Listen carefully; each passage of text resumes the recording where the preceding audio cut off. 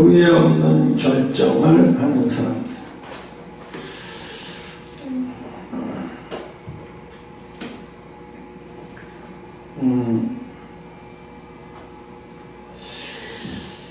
예수님은 베드로가 자기를 3번 부인했잖아요. 그런데 반대로 이번에는 3번을 고백하게 반대로 하세요. 많은 사람 앞에서 3번을 고백하게 하셔서 마음을 결정하도록 만들어 주세요. 그래서 마음을 결정하도록 많은 사람 앞에서 자기가 고백함으로 결정이 되는 거예요. 그러니까 우리가 이걸 보면 사람이 많은 데서 말을 하면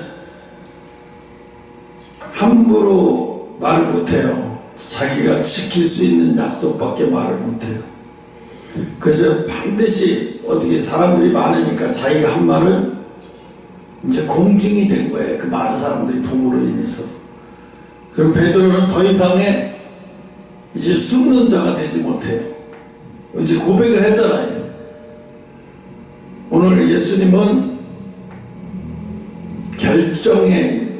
예수님은 사랑한다 했지만 결정의 순간에 베드로가 3번이나 부인을 했어요. 그죠? 그걸 다 아시는 분이에요. 그럼에도 불구하고 오늘 본문은 베드로가 후회해서 회복되고 앞으로는 후회 없는 결정을 하는 사람으로 만드는 과정을 보여주세요. 그러니까 기도할 때 그러더라고요. 하나님이 결정하는 것을 내가 결정 못하니까 보여줘. 하나님이 내가 널 이렇게 하기로 했다. 그래서 봐라. 이제 그렇게 하니까 내가 그걸 듣는 순간에 내 마음에서 결정을 하더라고요. 그 전에 아무 결정도 못했어요. 근데 하나님이 저 새벽별을 봐라.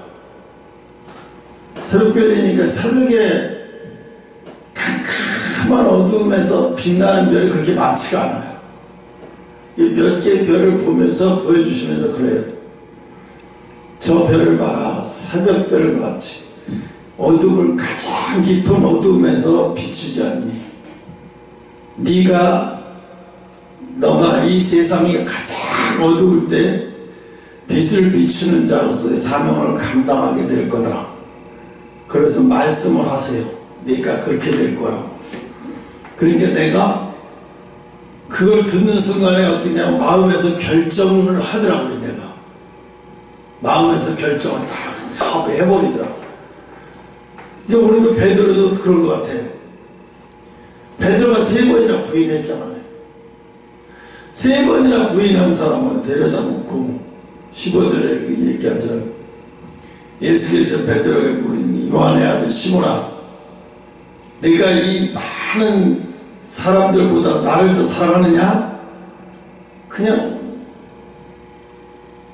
베드로야 네가 나를 더 사랑하느냐? 이렇게 물어보지 않고 아주 그냥 과감하게 물어봐요. 뭐예요?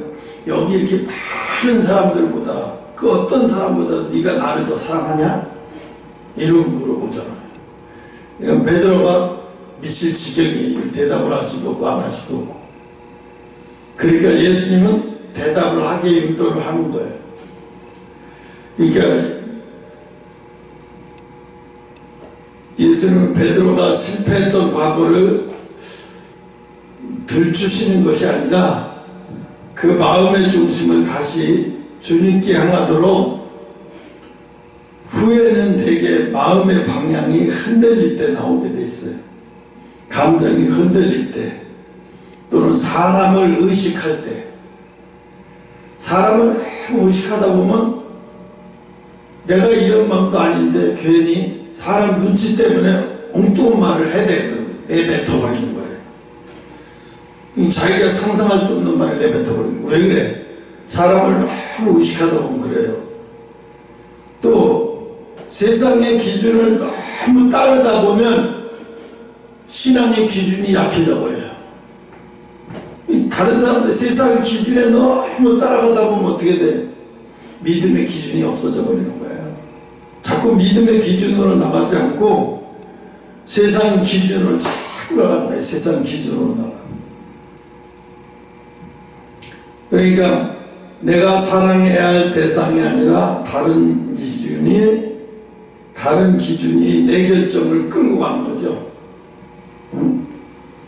후회 없는 결정을 기준을 바로 세우는데 필요한데, 오늘 예수님은 그래서 이게 있어요. 사람 앞에서 고백을 하면, 시인을 하고 고백을 하면 자기도 모르게 이게 지켜져요. 이게 굉장히 중요한 거예요. 이게. 예수님이 할 일 없어서 3번씩이나 여자들 앞에서 자기를 부인한 사람을 갖다가 많은 사람 앞에서 분명히 자기를 부인하고 떠났어. 여자들 앞에서 내가 저 사람의 제자면 네 아들이다 이러면서 떠나버렸잖아요. 참 비참한. 근데 그 사람들 다 있는 데서 네가 이 많은 사람들보다도 나를 더 사랑하느냐. 그냥 물으시는 게 아니라 저 어떤 사람도 나를 사랑하는 것보다도 네가 나를 더 사랑하지, 이렇게 말을 해버리는 거예요. 그러니까 베드로가 어떻게 해요? 계속 그렇게 이 사람보다 나를 더 사랑합니다, 내가 이 사람들보다도 하나님을, 예수님을 더 사랑합니다, 이렇게 얘기를 하잖아요. 아마 이때까지도 감정이 좀 흔들렸을 거예요. 사람의 의식을 하게 되고, 저 사람 다 할 텐데 나 3번이나 부인하고 이러면서, 또 세상 기준을 사로잡혀서 야, 너 한 번 3번씩이나 부인하고 도망가놓고 또 거짓말을 또 치냐? 이럴 수 있어요. 속에서 막 자기가 자기를, 야, 너 거짓말 하나? 너 또 거짓말을 해? 이렇게 얘기하는 거예요. 근데 예수님은 그거 아랑곳 없어요. 아랑곳 하지 않고 어떻게 베드로가 고백하게 만들어버리는 거예요. 그 신앙은요, 우리가 자꾸 과거에 실수한 거, 과거에 넘어졌던 거,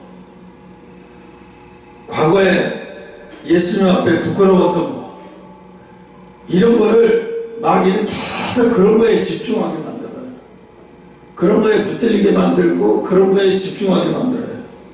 그러면 어떻게 해? 앞으로 좋은 결정을 못해. 앞으로 내가 좋은 결정을 하면서, 신앙으로 좋은 결정을 하면서 나를 끌고 가지 못해요. 그게 호적거리다 끝나는 거지, 그러다 보니. 그러니까 예수님이 어떻게 하시는 방법이 이렇게 나오잖아요. 그러니까 과거에 베드로가 어떻게 했든지 간에 과거는 과거다. 과거에 붙들리지 않게 만들어버려요. 과거에 네가 뭘 했든, 과거에 네가 나를 3번 부인했던, 여자들 앞에서 부인했던,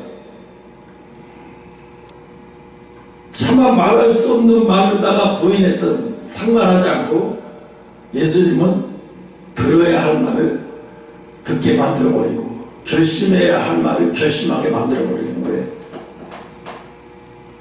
그러니까 우리가 뭘 할 줄 알아서 말하는 게 아니라, 고백하면 고백한 대로 가는 거예요.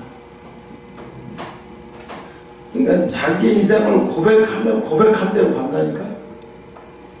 그럼 어떻게, 좋은 쪽으로 고백하는 게 좋죠. 당연히 우리 하나님의 뜻으로, 예수님의 뜻대로 고백하는 게 좋죠. 가장 좋은 건 그거예요. 예수님의 뜻을 알아가지고 그 뜻대로 고백하며 사는 거지. 예수님의 계획을 알아가지고 그 뜻대로 계획함을 다 알고서 기도하면서 그렇게 되길 바랍니다. 이 기도, 가장 좋은 기도는 그거예요. 예수님이 나에 대해서 미리 암시해 준 그 내용을 알고 그렇게 고백해버리는 거예요, 내가 더. 그렇다고 예수님이 너 머리 쓰냐? 잔머리 쓰냐? 괘씸하다 이런 말을 하지 않아요. 예수님은 그걸 굉장히 기쁘게 여기셔요. 왜? 자기가 감당하지 못할 망정 예수님의 계획을 알고 그걸 뜻대로 가려고 하는 모습을 보고 기뻐하시는 거예요. 그러니까 3번 부인했으니까 3번 고백하게 만들어버리는 거죠. 그래서 예수님은 후회 없는 결정을 하도록 끌고 하는 거예요. 근데 우리가 사실은 가만히 보면 우리가 결정하는 거는 아주 안정감 있고 성령 충만해져 있을 때 결정을 하면 좋겠는데 그럴 때도 결정을 못해. 안 하고 있다가 막 불안하고 초조하고 막 이럴 때 막 결정을, 그럼 100% 결정 실수예요. 뭔 결정을 하든지 그 실수가 나오게 돼 있어요. 오류가 나오게 돼 있고. 그래서 오늘 이 첫 번째가 뭐냐면 후회 없는 결정을 하는 사람이, 후회 없는 결정을 위해서는 먼저 마음의 방향을 딱 잡아야 된다고. 마음의 방향을 딱 잡아야 돼. 그쵸? 우리가 방향 설정이 안 되면 결정을 한들 무슨 소용이 있어요? 방향부터 결정을 해놔야죠. 그래서 오늘 예수님도 이미 설정을 다 계획해 놓으시고, 베드로가 자기를 보면 고개도 못 들고 다 알고 계신 거예요. 오히려 그게 더 좋은 거예요, 예수님은. 네. 이제 베드로는 내가 말하는 대로 순종하면서 대답할 거라는 거야. 말하는 대로 순종하면서 대답을 하면 순종이 제사보다 낫다고, 자기가 믿음이 있어서 했던 어째서 했던 고백하면 고백한 대로 되는 거예요. 그러니까 믿는 대로 되는 거지. 고백하는 대로 되는 거지. 그래서 후회 없는 결정을 이 만인 앞에서 베드로는 했어요. 후회 없는 결정. 베드로가 이 결정 때문에 후회했다는 얘기 하나도 없어요. 이때부터 베드로는 완전히 딴 사람이 되기 시작한 거예요. 완전히 딴 사람이 되기 시작한 거예요. 신앙은 완전히 딴 사람이 돼야 돼요. 조금 변했는데 이게 아니에요. 야, 얘 완전 딴 사람이야. 완전히 딴 사람이든가. 예수에 미친 사람인가 봐. 이게 정상인데 세상 사람들은 야, 적당히 가. 야, 적당히 해. 마귀가 가장 유혹하기 좋은 게 뭐냐면 어떤 말로 해? 적당히 해. 뭘 그렇게 신앙을 그렇게 깊이 해? 적당히 해, 적당히. 이렇게 적당히 하라고 얘기를 해. 그런데 오늘 여기서 예수님은 요한한테 야, 너 저 사람들보다도 네 믿음이 거의 비슷비슷하지? 이러고 얘기하지 않잖아요. 여기 있는 모든 사람들보다 네가 나를 더 사랑하냐. 빗대서 하는 말이에요. 왜 여기 있는 모든 사람보다 네가 나를 더 사랑하지? 이렇게 해요. 반강제적이잖아요. 여기 있는 모든 사람보다 네가 나를 더 사랑하지? 그렇게 말하니까 베드로가 대답을 아니할 수가 없지. 응? 그러니까 베드로가 고백을 과감하게 맞습니다. 더 사랑합니다. 이렇게.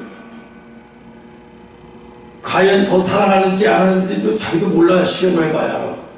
그런데 대답을 그렇게 하잖아요. 응? 신앙은 뭐야? 대답을 해놓고 봐야 돼. 신앙은 대답을 해놓고 봐야 돼. 그래놓고 하나님, 내가 고백한 대로 살게 해주세요. 하나님, 내가 고백한 대로 살게 해주세요. 하나님, 내가 예수님 실망하지 않게 해주세요. 하나님, 내가 감정에 흔들리는 사람 되지 않게 해주세요. 하나님, 내가 세상 기준에 따라서 움직이는 사람 되지 않게 해주세요. 노아의 8 식구가 세상 기준을 생각했으면 100년 동안 그 삶에다 배를 어떻게 줘요? 정신병자 취급받죠, 전부 다. 요즘으로 보면 진짜 정신병자 취급받기 딱 맞아요. 바다 한복판에다가 배를 짓는 것도 아니고 바닷가에다 배를 짓는 것도 아니고 그 5,000m 가까이 높은 산 위에다가 배를 친다는 게 말이 안 되겠냐. 제정신이 아니죠. 이건 뭐예요? 세상 기준을 완전히 깡그리 무시하고 사는 거예요.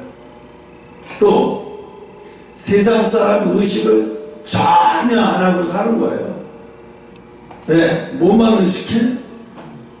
하나님의 말씀에만 붙들려서 의식하고 사는 거예요. 그 다음에 이 감정, 얼마나 사람들이 막 놀리고 빗대고 했겠어요. 이 감정에 흔들릴 법도 하지만 흔들리지 않았어요. 흔들리지 않으려면 얼마나 노동도 심하게 했겠죠. 매를 지면서. 근데 반대로 또 기도도 얼마나 힘들게 하면서 살았겠어요. 그렇지 않으면 그 100년 동안 어떻게 버티겠어요.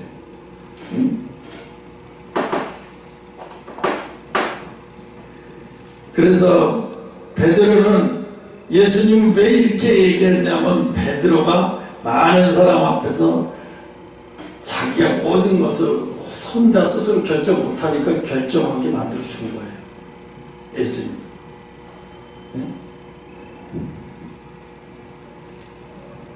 그래서 우리도요, 가만히 보면요, 우리 신앙은 우리가 지키는 게 아니에요. 하나님이 우리를 다 이끌어가서 요 베드로처럼 신앙을 고백하게 만들고, 신앙을 고백해서 만들어서 다시는 반복적인 신앙에 흔들리지 않게 하나님을 잘 섬세해야 돼. 하나님의 눈을 보려면 아주 섬세해야 돼요.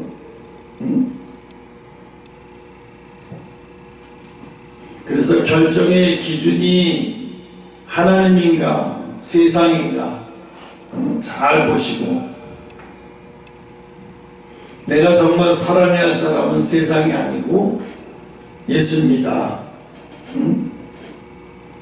조금 전에 생각하고 있어요. 예수님이 휴거에서 혼인잔치를 보여주시고, 또 북한 땅을 내가 들어가니까 북한의 문이 열려서 통일이 되는 장면도 보여주신대. 아니 이게 그 짧은 시간에 다 이루어진단 말인가. 왜 상상이 안 가요.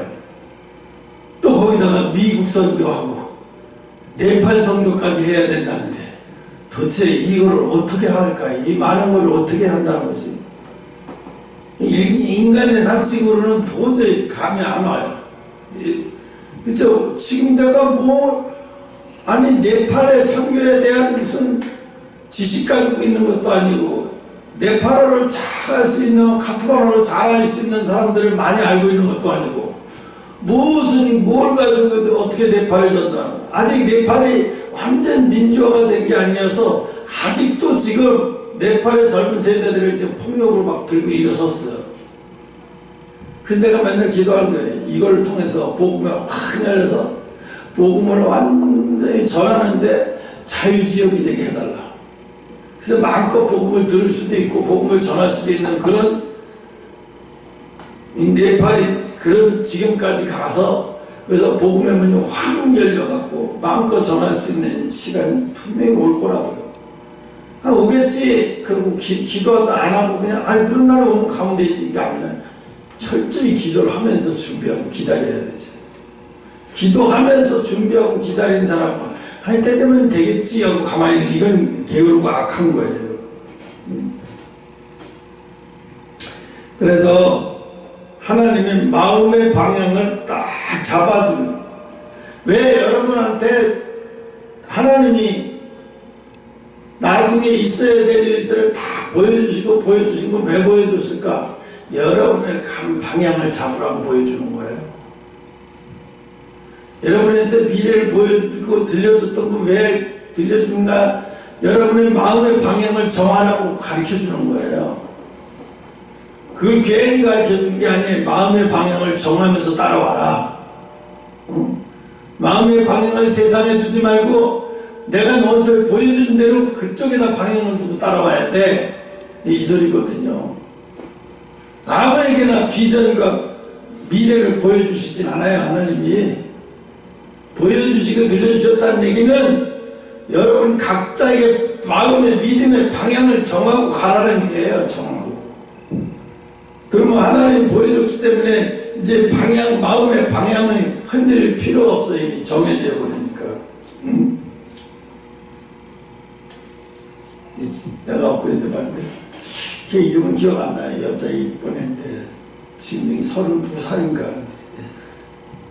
한참 떠갖고, 드라마에 아주 막 나올 때, 아주 통풍 튀면서 잘 나왔어요. 예쁘기도 하고. 그런데 어느 날 아프다고 병원에서 너무 아파서 병원에 갔는데, 병원에서 큰 병원으로 가보라고 그래서 큰 병원에 가서, 큰 병원에 갔더니 큰 병원도 일단 빨리 이걸 하고 수술해야 될 것 같다, 심각하다. 수술을 해보니까 장기가 다 퍼졌어요. 위암이.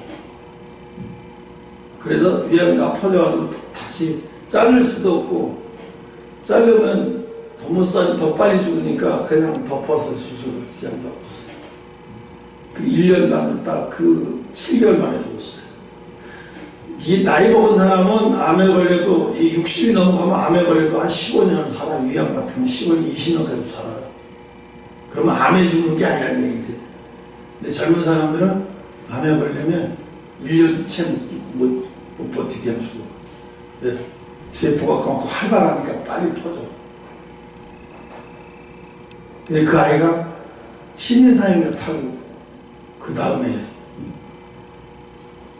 그 암 발병하고 6개월, 7개월 만에 죽었는데, 걔네 부모도 좀 충격이 많았겠어요. 너무 건강하고 멀쩡하던 사람이 갑자기 암이라고 말기라고 하니까 받아들여지기도 힘들고, 모르겠어요. 신앙이 있었는지 없었는지 잘 모르겠는데, 그걸 이렇게 보면서 더덥다. 참 인생 살고 죽고가 아무것도 아닌데, 사람들이 되게 그래요. 인생에 가는 순서는 나이 먹은 사람들만 먼저 간다고 착각하고 살아요. 그렇게 착각하고 사는 거예요. 자기는 인생이 많고 널린 게 시간이다 그러고 아무렇게나 막 사는 거예요. 아무렇게나 막 살면 뭐가 문제냐. 나이 먹으면 거둘 게 없어요. 아무렇게나 막 살면 나이 먹어서 뭘 거둘 게 있겠어요. 제가 왜 갑자기 그런 얘기를 하냐면, 그 아이는 뭔가 드라마에 거기다가 모든 걸 다 걸고 살았으니까, 내가 볼 때 그래도 신상이를 타고 그렇게 떠났으니까 다행이지 않는가 싶은데, 근데 우리 믿음의 사람은, 우리는 이 세상 것에 희망을 두는 게 아니잖아. 그죠? 육신이 죽으면 하나님 앞에 가니까 더 감사하고 더 기쁘고, 오늘 하나님은, 그러니까 예수님이 베드로 보고 이거 혼자서 마음을 정하고 네가 이렇게 하면 베드로가 엄청 힘들었을 거예요. 예수님이 나서서 마음을 결심할 수 있도록 많은 사람 앞에서 다 고백할 수 있게 만들어주고 다 이렇게 만들어주니까 베드로가 그 길을 가잖아요. 그런 사람이 되어버리고, 나중에 베드로 부인까지도 같이 가요. 베드로 부인도 죽어서 똑같이 그렇게 같이 순교로 다니면서 그렇게, 성경에는 안 나와있어요. 성경에 안 나와있는데 외경에 나와있어요. 성경은 안 나오는 거. 하여튼 여기 성경에도 안 나오는 얘기를 안 하는 게 좋긴 한데, 어쨌든 그게 부부가 다 그냥 똑같이 이 세상 모든 것을 다 분투적이고 죽으면 죽으리라 하고, 그리고 복음을 전에다 갔다는 거예요. 그 얘기하려고 한 거니까. 그래서 후회 없는 결정을 위해서는 마음의 방향부터가 다 정해져 있고 정해져 주고, 지난번에 이랜드가 불이 어마어마하게 나가지고 상상할 수 없는 재고량이 다 타버려가지고, 말도 피해를 상상할 수가 없겠지. 보험도 있었겠지만, 근데 그렇게 신앙생활을 잘한다고 하신 장로님의 의사가 그렇게 갑자기 어마어마한 일을 보는데, 우리 사람들이 생각하기에 무슨 잘못을 졌길래 저러나, 무슨 잘못이 있길래 저러나. 근데 하나님은 우리가 사람이 잘못해서만 또 그런 일을 겪게 하는 게 아니에요. 그런 일을 겪으면서 사람은 더 하나님을 깊이 알아가게 돼요. 그러니까 하나님은 꼭 뭐 잘못해서 때리려고 징계하려고 부지르는 그런 하나님 아니라는 얘기지. 그런 얘기를 하려고 하는 거예요. 그다음에 두 번째가 요한복음 21장 16절 17절 보면 예수님은 다시 말씀하시니 내 양을 치라. 또 다른 말로 내 양을 먹이라. 그러면서 베드로의 회복은 감정적 후회에 머무르지 않고 예수님은 베드로의 과거를 다 이 순간에 먹이라는 얘기할 때 이미 다 용서하신 거예요. 그래서 새로운 선택의 길을 주셨어요. 후회 없는 결정을 하도록 만들어 주셨어요. 만약에 이게 감정이었다 그러면 베드로는 순교할 수 있는 자리까지도 가지도 못하죠. 베드로는 순교하는데도 아무 문제가 없던 사람이에요. 오히려 순교할 때 감옥에 들어가 있어도 기뻐서 감사하고 찬송을 부르다 문도 열어질 정도로 그런 사람이니까. 그래서 주님이 원하시는 자리로 걸어가는 거예요. 제가요 여러분한테 제일 기도하면서 힘들고 안타까운 게 뭐냐면 주님이 원하시는 자리로 여러분이 그 자리를 가야 그게 딱 여러분이 잘하고 있는 거예요. 주님이 원하시는 자리까지 가야 돼요. 배구 선수가 5명이서 하나 6명이서 하나? 6명이 있잖아요. 그럼 어떻게 해요? 자기 자리가 딱 있어요. 그죠? 막 연습하다가 호락도 딱 게임 시작하면 자기 자리 딱 돌아가요. 세터는 세터 자리로 가고 강스파이크 스매싱 하는 사람은 양쪽 남다르게 스매싱을 가고 자기 자리를 딱 가서 공격을 하잖아요. 또 자기 자리로 가서 수비할 사람은 수비를 딱 자기 자리로 가서 수비하고 자기 자리를 가야 되는데 여러분 신앙생활을 잘하고 있다는 얘기는 뭐냐면 자기 혼자 열심히 하는 얘기 그게 잘하고 있는 거 아니에요. 자기 자리를 찾아갈 때 하나님이 기뻐하시는 자기 자리를 찾아갈 때 그게 진짜 잘하는 거예요. 응? 그게 진짜 잘하는 거예요. 아마 아까도 얘기 그런 얘기인데 야 뭐 며칠 동안 거의 날밤 까듯이 엄청난 양의 일을 해내버리고 이것도 하나님의 일이신가? 하나님이 왜 이런 일을 시키시는가? 지금으로서는 이해도 못하고 왜 그렇게 하시지? 이렇게 생각할 수 있어요. 근데 하나님은 언제나 우리가 이해하는 수준에 따라서 우리를 이해시키는 게 아니니까. 응? 지금 이해 못하는 거 2년 3년 뒤에 이해하게 될 테고 근데 반드시 이해는 하게 된다는 거지. 몰라도 따라가라는 얘기죠. 그래서 하나님의 기준에 따라 말하고 행동하고 그래서 여러분이 가장 잘하는 거는 하나님이 원하시는 수준에 그 자리에 가 있는 여러분이 그 자리에 가 있을 때가 하나님이 가장 기뻐하시는 자리예요. 응? 나도 마찬가지예요. 내가 하나님이 기뻐하시는 자리에 수준의 자리에 가 있으려고 발버둥 하루아침에 되는 것도 쉽지도 않아요. 목사라고 쉬운 거야. 쉬운 게 어딨어요. 목사는 더구나 여러분보다 몇 배나 더 어렵고 더 힘들어요. 그래도 각자가 하나님이 예수님이 부르시는 수준에까지 가 있어야 되니까 각자가 부르는 수준에까지 가 있어야 된다는 거예요. 맨날 얕은 물에서 수영만 하면 한강을 건너야 할 수준에 날이 오면 한강을 못 건너가요. 왜? 맨날 얕은 물에서만 수영해봐서 깊은 데 가면 벌써부터 공포스럽고 두렵기도 하고 확신도 없고 내가 이걸 건너갈 수 있나 확신도 없고 응? 근데 그런 두려운 길을 많이 경험해 본 사람들은 두려운 거에 익숙해져 있어요. 두려움과 싸우는 것이 익숙해져 있어서 별로 어렵지 않아요. 근데 싸움을 안 해본 사람이 이제 그런 단어가 어려운 거지. 왜? 그런 경험과 싸움을 안 해봤으니까. 이 영적인 싸움은 항상 제일 힘든 게 영적인 싸움이에요. 그래도 해야 돼. 영적인 싸움을 잘하고 있는 사람이 신앙생활을 잘하고 있는 거예요. 영적인 싸움을 안 하고 맨날 저 북한에서 우리 막 욕하고 막 삐락 뿌리고 뭐라고 막 하는데 우리는 욕도 못하고 뭣도 못하고 가만히만 한데 이거 바보나 짓이잖아요. 응? 그렇게 하면서 뭐 그런다 그래서 북한 사람들이 뭐 통일을, 그 사람들이 통일 절대 원하지 않아요. 그렇게 통일이 되지. 근데 제가 신앙의 눈으로 볼 때는 곧 무너질 때가 가까웠어요. 왜? 북한에 이제 차가 들어가면 끝난 거거든요. 차를 개인이 소유할 수 있도록 다, 그래서 남한 차, 중고차도 남한 차가 많이 들어간다는 거예요.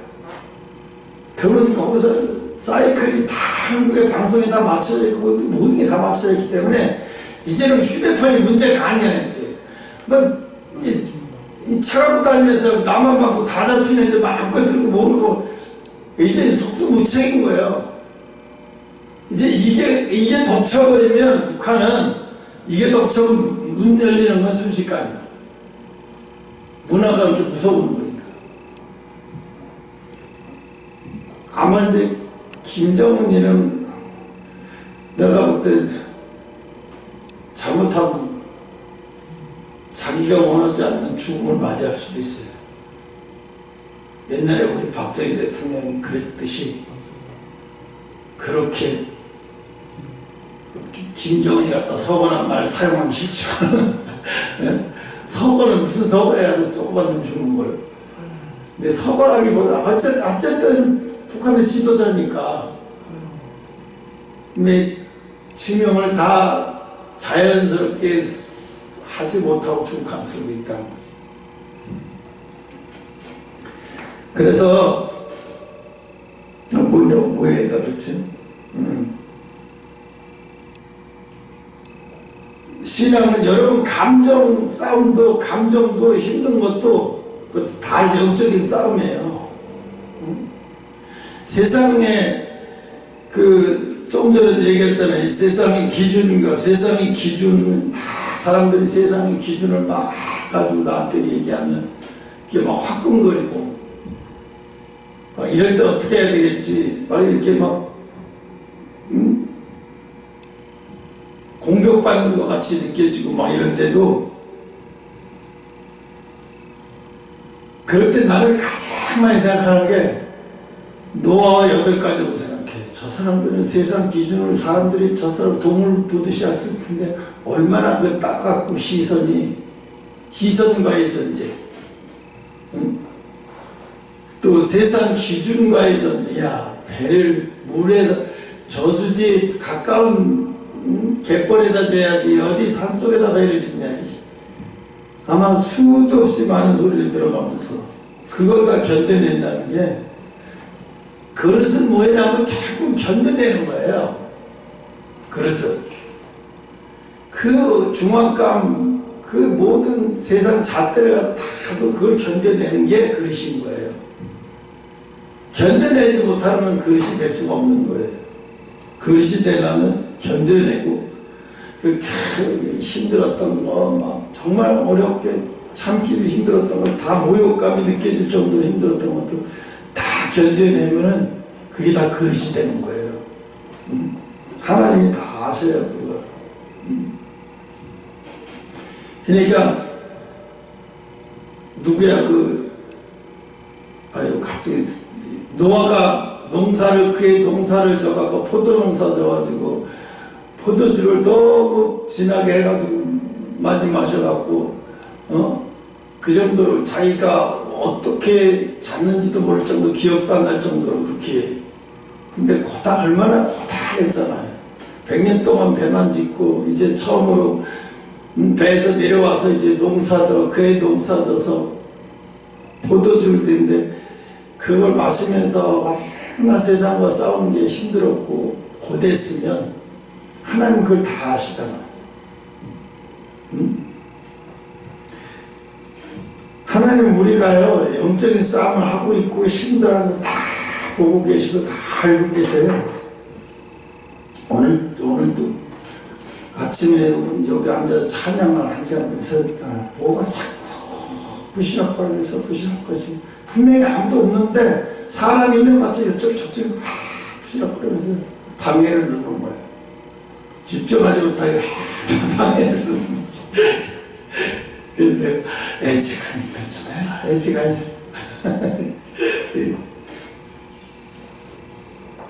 그 영적인 싸움은 항상 있는 거야 이게. 근데 그거를 잘 이제 두려운 마음이 들어가거나 아니면 조급한 마음이 들어가면 기도가 다 꺾여버려요. 심정을 그러니까 흔들리지 말아야 돼. 흔들리지 말고 그냥 무시해버리고 기도를 해버려야 돼. 그래서 후회 없는 결정을 하는 사람은 미래를 주님께 맡긴 사람이다. 21장 요한복음 21장 18절 예수님은 베드로에게 그의 장차 죽음을 암시하는 말을 했어요. 너는 나를 따르라. 베드로의 앞으로의 길을 결코 쉽지 않을 것이니 그러나 그는 그 길을 어떻게든 주님이 부르시면 따르겠다는 선택을 후회 없는 결정을 해버렸어요. 그래서 하나님은 우리가 결정하고 힘들게 그러니까 우리가 결정하고 결정한 대로 살아갈 수 있도록 하나님이 길을 만들어 주셔요. 그러니까 두려워하지 말고 각오를 하고 사실 죽으면 죽으리라 생각하면 두려울 게 없는데 죽으면 죽으리라 생각을 못하니까 두려운 거지. 죽을까 봐.